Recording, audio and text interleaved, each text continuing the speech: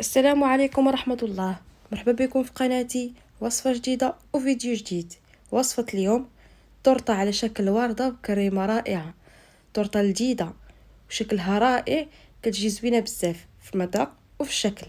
تقدميها في رأس سنة أو في أي مناسبة بغيتي، عيد زواج، عيد ميلاد، وحتى عيد الحب.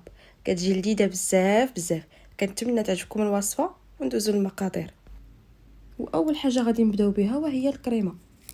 كناخدو 250 غرام ديال الشوكولاته داكنه 75% كاكاو او اقل اللي بغيتو، لكن يفضل انها تكون شوكولا غيش.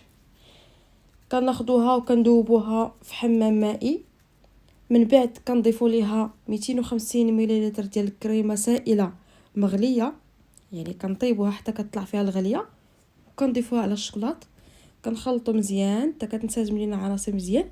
من بعد كنزيدو 250 ملل اخرى ديال الكريمه تكون بارده، يعني في المجموع عندنا 500 ملل ديال الكريمه السائله. كنضيفوا النصف مغلي والنصف بارد. صافي كنخلطوا مزيان، كنخلطوها مع الكاناش اللي عندنا، وكنغطوها بالفيلم اليمونتير، وكندخلوها يا اما المجمد ساعتين ديال المكانه، او لا نخلوها في الثلاجه ليله كامله. انا هنا درتها غير في الكونجيلاتور ساعتين فقط. ودابا ندوزو لطريقه تحضير التورته.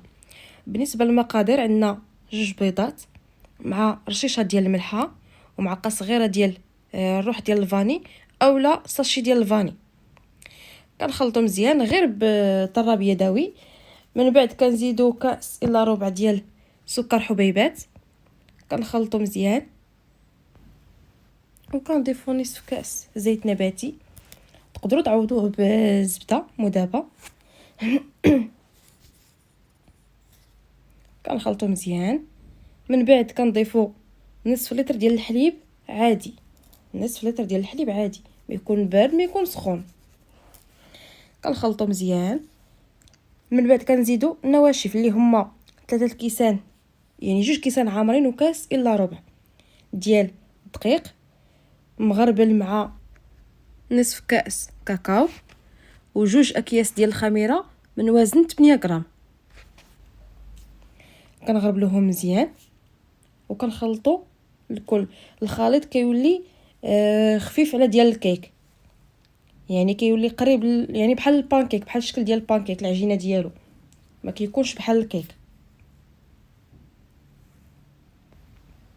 صافي دابا كندوزو باش نطيبو. كناخدو مقله ديال الطيفه اللي كنطيبو فيها البغريره ولا الكريب، المهم تكون غير لاصقه.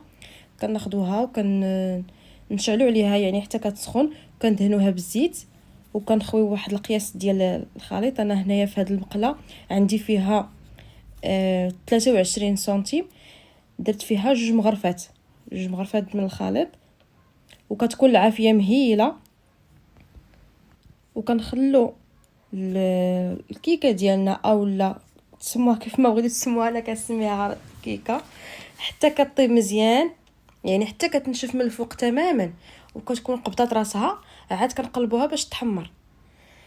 صافي كنبقاو حتى كنستمروا حتى كنكملوا الخليط ديالنا كامل. كناخذوا الكاناش ديالنا. انا هنايا كما قلت لكم خليته في الكونجيلاتور مده ساعتين. نتوما الا عندكم الوقت تخليوه ليله كامله في الثلاجه من الافضل. كناخذوه وكنطربوه طراب الكهربائي مده تقريبا 10 دقائق. صافي كنطربو مزيان حتى كيولي عندي هذا القوام هذا ديال الكاناش.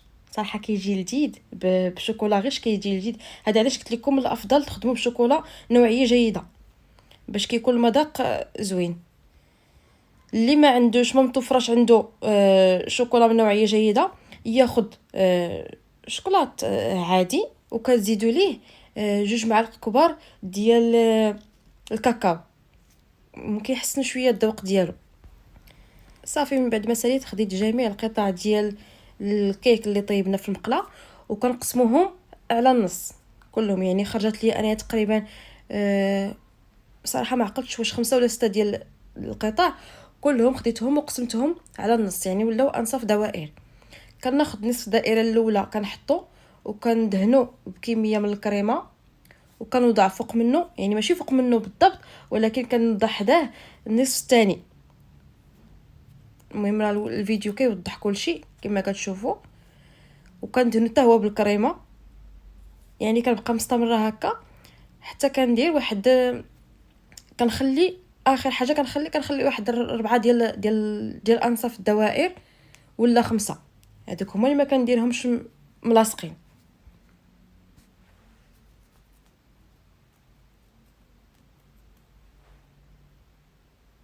هنا كنبدا كنبرم كما كتشوفوا، كتبرمي كدوري، كيبدا كيبان عندك الشكل اللي بغيتي.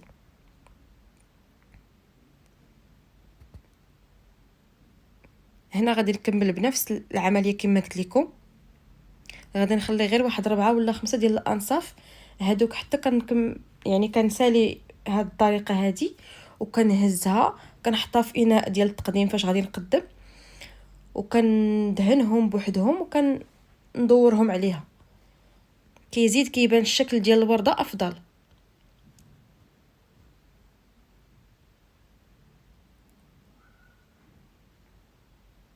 صراحه بسيطه وسهله، وكتعطي واحد الشكل راقي وزوين بزاف بزاف.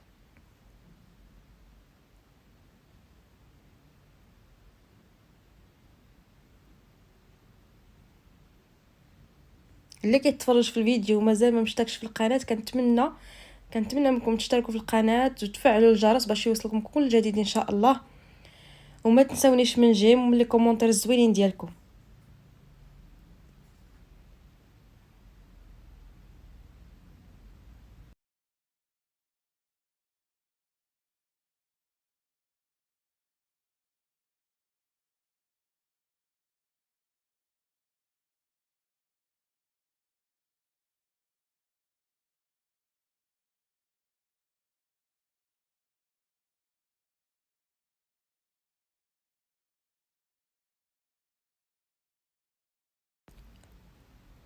صافي كما قلت لكم، ملي كنكمل ديك الكميه اللي بغيت وكنخلي واحد 5 ديال القطع على جنب، كناخذ طورطه وكنوضعها في الاناء فاش غادي نقدمها.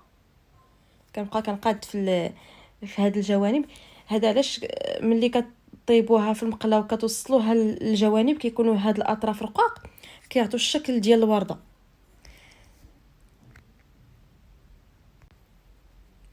صافي هنا كما قلت لكم كناخذ الانصاف اللي بقاو ليا اللي خليت على جنب، كناخذ كل قطعه كندهنها بوحدها بالكريمه وكنهزها وكنحطها في الجوانب.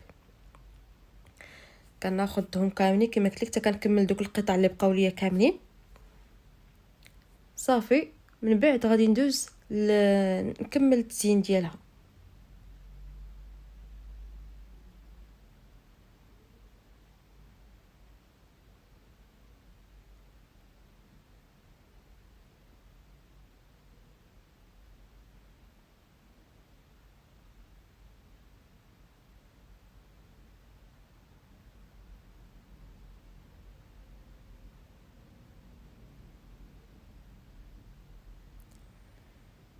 وهذا هو الشكل ديالها ملي كنكملوا جميع القطع هكا كتكون.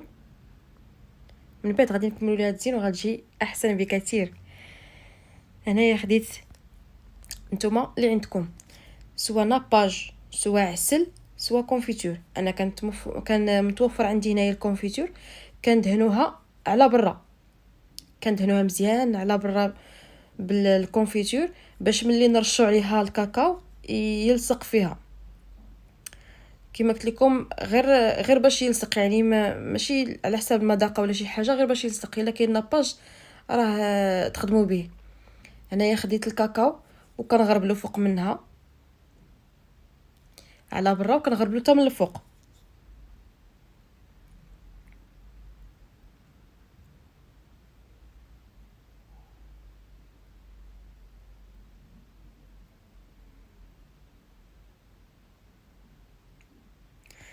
صافي وهنا خديت حبيبات ديال الشوكولا على شكل قلب، نزوق بها.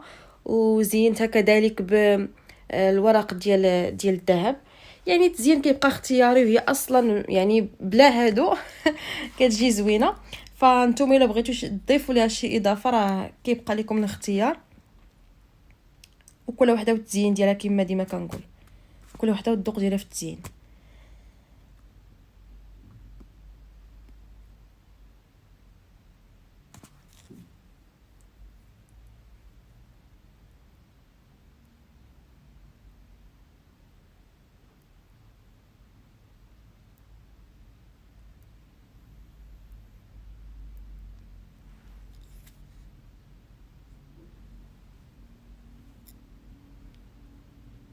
وهذا هو الشكل النهائي ديال الطورطه ديالنا.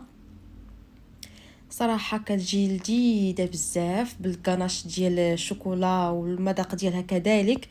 يعني كيجي الكيك كيجي هشيش ورطب، صراحه لذيذه لذيذه لذيذه. كنتمنى تجربوها، وبالاخص في هذه المناسبه ديال راس السنه، اولا في اي مناسبه عندكم. وكتجي رائعه كذلك في عيد الحب يا سلام، اولا في عيد الزواج، اولا كما قلت لكم في عيد ميلاد عفوا. يعني كتجي لذيذه في كلا الحالات، وسهله وبسيطه في التحضير. يعني ما غاديش تحتاج مول اولا فران اولا شي قالب على شكل ورده باش تحضريها. يعني سهله وبسيطه، يكفي تكون عندك مقله ديال الطفال وطراب باش تحضري الكريمه. هذا مكان هنا غادي نوريها لكم من الداخل كيفاش كتجي.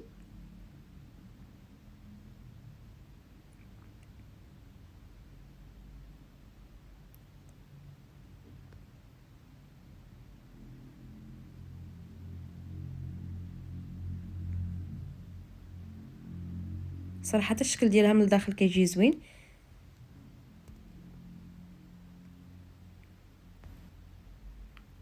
كنتمنى تعجبكم الوصفه ديال اليوم، وما تنساونيش من لي جيم ديالكم ولي كومونتير الزوينين ديالكم، واللي مازال ما مشتركش في القناه يشترك، واللي جديد وهذا اول فيديو تفرج فيا مرحبا بي في قناتي. ونخليكم الوصفه قادمه ان شاء الله، وكنتمنى الوصفه ديال اليوم تنال الاعجاب ديالكم كما عجبتني. الصراحه هذه اول مره غادي نجربها معكم وعجباتني، وكنتمنى نتوما تعجبكم كيف ما عجبتني انايا. والى اللقاء الى وصفه قادمه ان شاء الله.